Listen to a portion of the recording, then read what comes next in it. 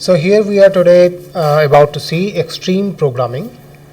This is the most widely used approach to agile software development. So in agile development, we have seen that we are more keen towards the change requests will keep on coming and we will keep on modifying them. We will have different kind of, our team is a little different from other teams where we all are towards the same goal. We are working towards the same goal. We are competent, we collaborate together, and we have also the decision making abilities, right?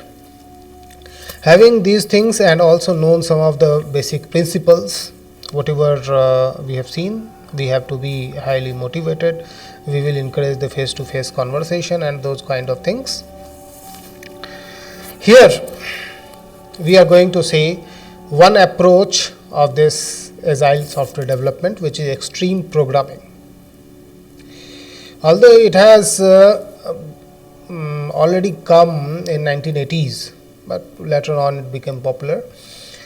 Also recently industrial extreme programming has also come, but I believe it is mostly or especially for large organizations. Okay, so let us first concentrate on extreme programming, where we will try to first of all understand the values. Values means these are the drivers that the agile team should consider, okay, while all the activities throughout the extreme programming, activities, actions and tasks, whatever we are doing, these values if we have, that is a good thing. Okay, what are these values? The first thing is communication. Communication means what happens whenever we are trying to develop a software, we will have to communicate. What are the communication? Communication among the developers themselves, from the customer to the developer, between the developer and customer, right? So here actually let me talk about the communication between the developers and the customers to understand the requirement. So you have to understand the requirement. For that purpose you have to make a communication with the customers. Now definitely we will see the requirement engineering separately. We will see there are different ways of communicating. However, here in extreme programming what we are suggesting is we will try to have a face-to-face communication with the customer. Having this face-to-face communication will help us in understanding the features better face-to-face, as well as we will ask them to give their actually we will talk about the features and functionalities as stories, that okay, these are the way how it works, okay, what are the concepts, what are these things, okay, we will also take feedback, okay, this is the way, okay, you are saying like this only, na, okay. So we will try to find out their requirements in terms of stories, and then accordingly we will note them down. That is the thing, right? So here we are avoiding that sort of big document that we usually make SRS kind of things. So here we are keeping the features in terms of stories that are coming, right? Now let me talk about simplicity. What is this simplicity? We have to keep it simple. There is a principle which says keep it simple. Okay. So in this keep it simple, what we do? We try to have the design part in such a way which could be easily understood and easily implemented. Okay. It should be so simple to understand that it could be implemented in a code very easily. That is the thing, right? Now this code, if at all given, this code whatever we have designed, they can be improved later. For improving, we can use refactoring. Okay, we will come to for refactoring again when we will see design. Refactoring. Okay, refactoring is something we will try to improve the internal structure of our design or the source code. Okay, so refactoring will actually be done once the coding has started. Okay, or has been done, whatever. But this particular refactoring should not change the behavior, right? Whatever behavior of the system is there, whatever features or functionalities are there, they should not be altered. Okay. So these are something about simplicity. Feedback is another important thing. Okay. 3 sources are there for the feedback. The software itself. Okay. This software can give you the feedback. Another thing is your customer. The customer will give you the feedback of your features and functionalities you have done, and also your team members. Okay.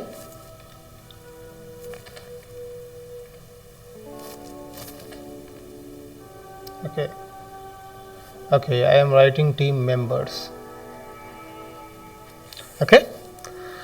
So these are the 3 sources of your feedback. The software you have developed, you will test it and find out the feedback whether it is working correctly or not. The customer can tell you that okay, this is the functionality you wanted, okay, it is working correctly or not. Your team members can also review your code and help you to find out whether it is working correctly or not, right? Now, what do you think about courage? Here actually, when we think about extreme programming in agile methodology, we always keep on working with the changes, right? So here the discipline, I should say, discipline is being called as courage. Okay. So now what will be the future requirement we don't know, right? Since we don't know the future requirement, in that case we will have to work in today, right?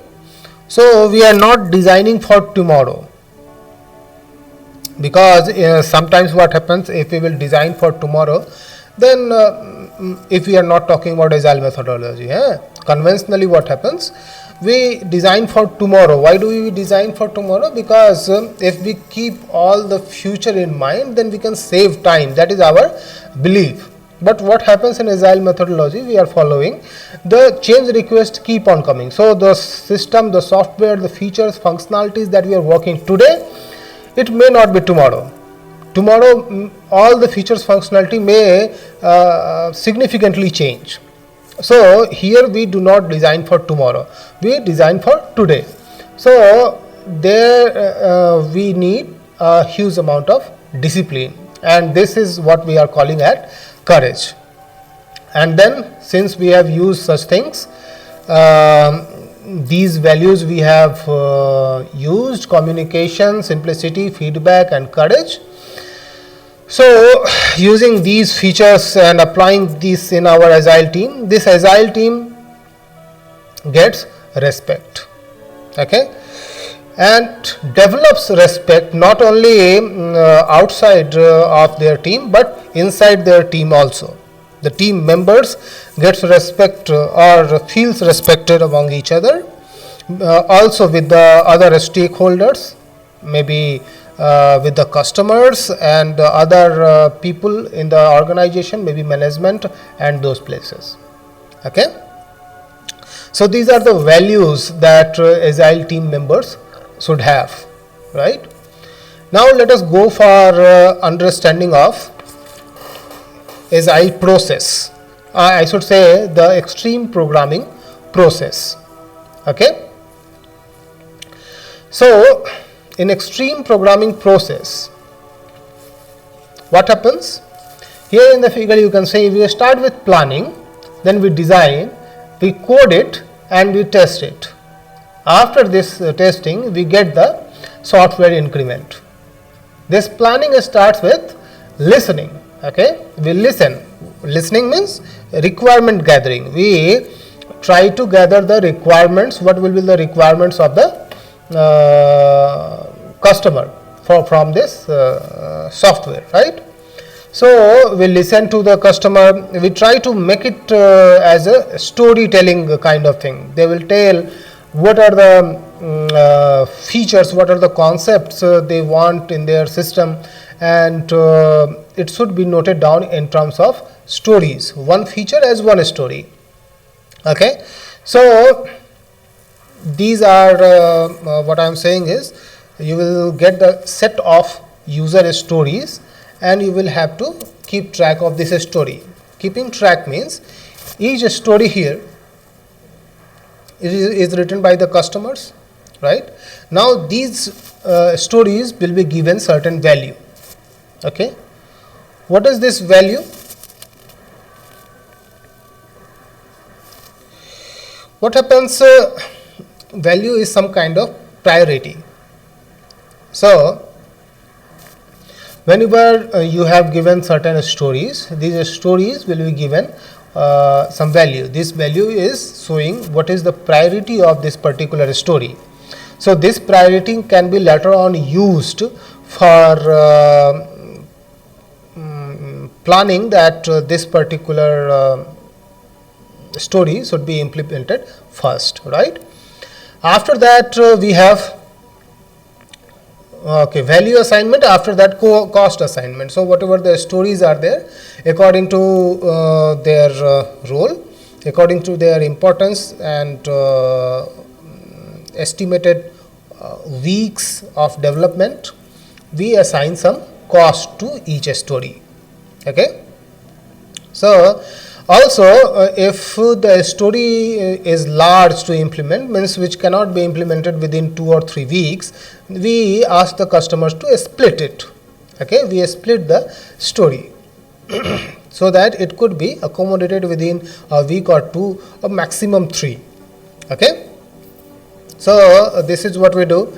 After that what we do, these stories are there, these stories are grouped together, that these are the similar features which can be implemented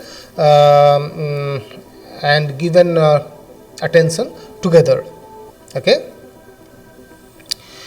so now we have to think that what are the ways we are going to implement, whether we are implementing all the stories immediately, or we are storing the stories, or we are working on the stories which has highest value. Highest value means highest priority. Okay, or we are working for the stories which are more risky. The riskiest stories will be moved up on the schedule and they will be implemented first. So any of these 3 methods we will try to use.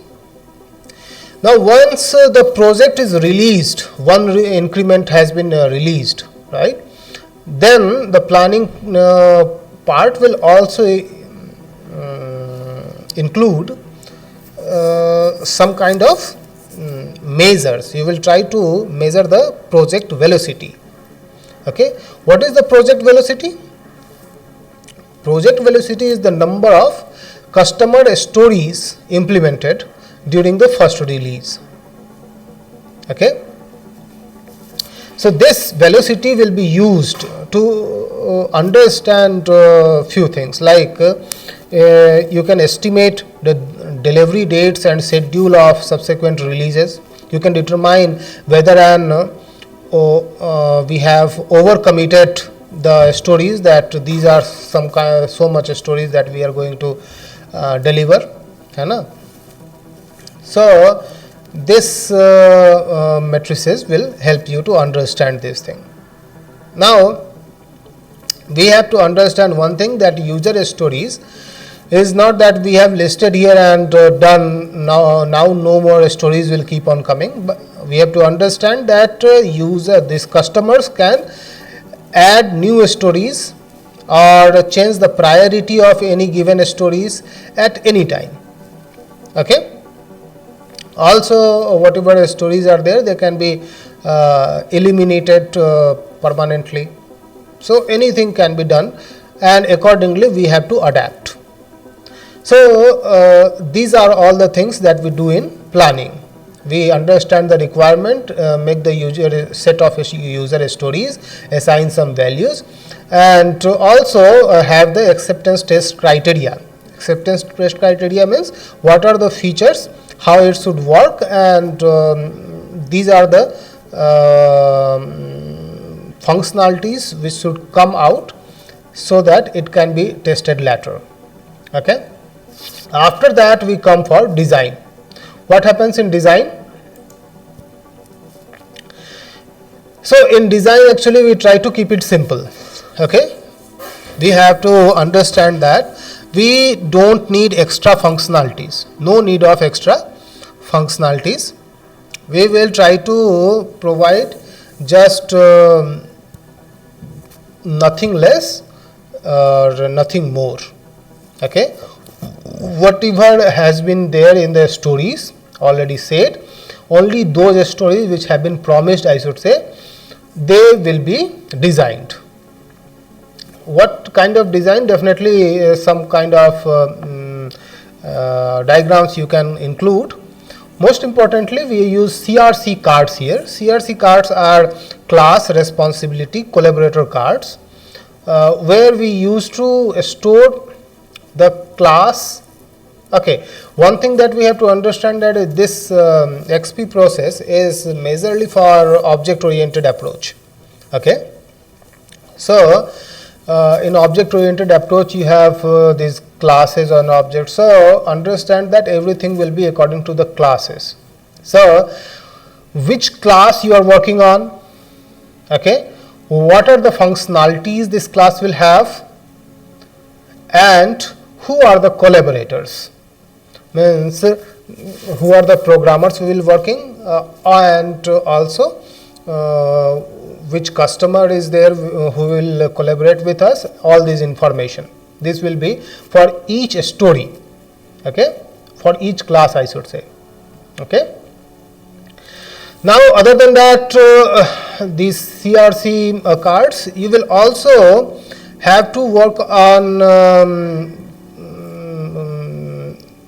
design prototypes. Okay, sometimes what happens, a difficult design problem comes. For that purpose you do not keep it for later stage. You try to make a design prototype, a simple prototype, and see that and you implement and evaluate it,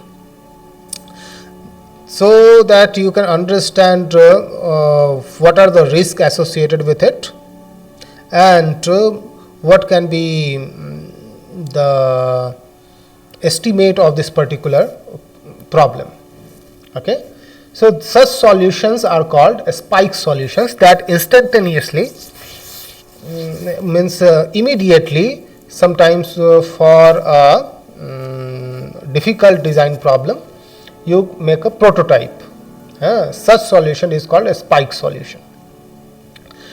Also we have to understand there is something called refactoring. Although it comes while coding, that once we have started coding, this code can be refactored. What happens in refactoring? In this process we change our software system in such a way that it does not alter the external behavior of the code. Okay. External behavior means how it was look and feel, what was the output on a given input, it doesn't change, yet improves the internal structure. Whatever the internally structure was there, these classes were there, and these methods were there, these variables were being used, and means whatever the module was, it can be refactored, means it can be broken down and minimized in a smaller versions. Okay, so that they can be grouped together, and yet we are getting the same result. So it is a disciplined way to clean up your code. modify or simplify the internal design that minimizes the chances of introducing bugs. The smaller the module is, there you will get the smaller chances of bugs. Okay. In essence, when you refactor, you are improving the design of the code after it has been written. Okay. Once the code was written, then you are improving the design. So these are something about the design part. If we now move towards coding, we have to understand that how we do coding in extreme programming process, or in agile methodology. We have to understand that first of all, before coding, we make the unit tests, test cases we develop, that these are the things what are to be tested. Okay.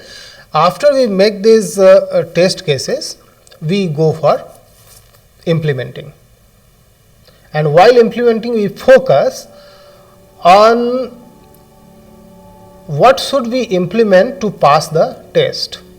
Okay. So these are the unit tests.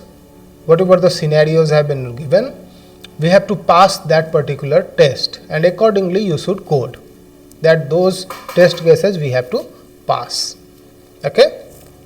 Then there comes something about pair programming. What happens? This is a term where two people work together at one computer or workstation to create the code for a given story. Okay. So in this mechanism, what happens?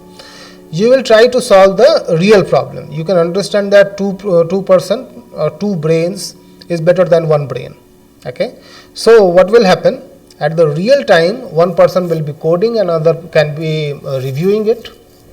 One person can be coding, another can be trying to find whether it will be accepted by the unit test or not. So this kind of thing will help in making the code faster. Okay, writing the code faster. Okay, and also passing the unit test or validating the code against the given story. Now there is something called continuous integration. Here what we mean is, since we were pair programming, so we will easily pass the unit test. Okay. So unit test was done, and this particular code can be easily integrated with the other code, other part of the code, right? So if we will wait for other things to happen and then we will integrate, it will make it late. However, as soon as we have completed one story, we can integrate it. It is called continuous integration, where with each integration we test all the functionalities, all the unit test, these kind of automated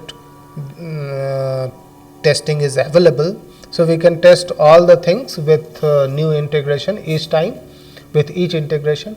This will help us in having the well tested software. After coding, we should see something about testing. However, we have already started seeing testing. What we are doing is, we will try to automate the unit testing. So because of that, we will be able to test everything faster. We have to understand that continuous integration or continuous testing is important, because if we fix small problems frequently, it is better than fixing huge problems after some time. Okay. After that, there is the acceptance test, which is done by the customers. So customer will focus on the overall system features and functionality that are visible and reviewable by the customer.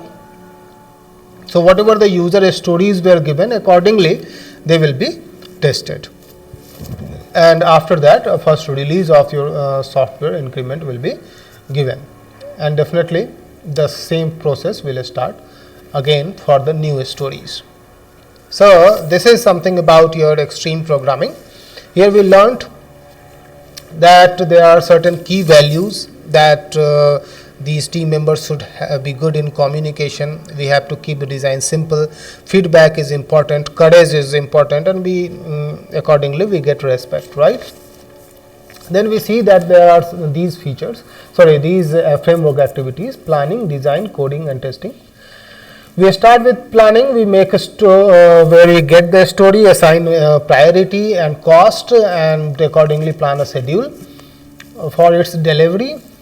And then we design. We try to keep the design simple. If needed, some urgent prototypes can be made. We call it a spike solutions.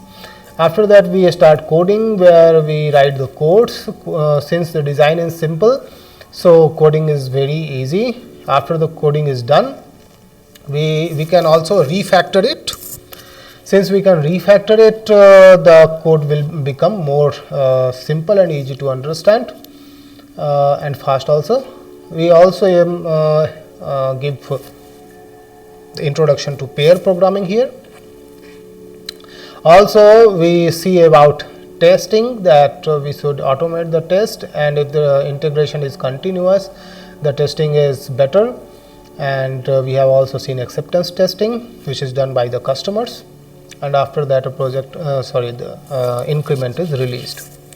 So this is all about extreme programming here.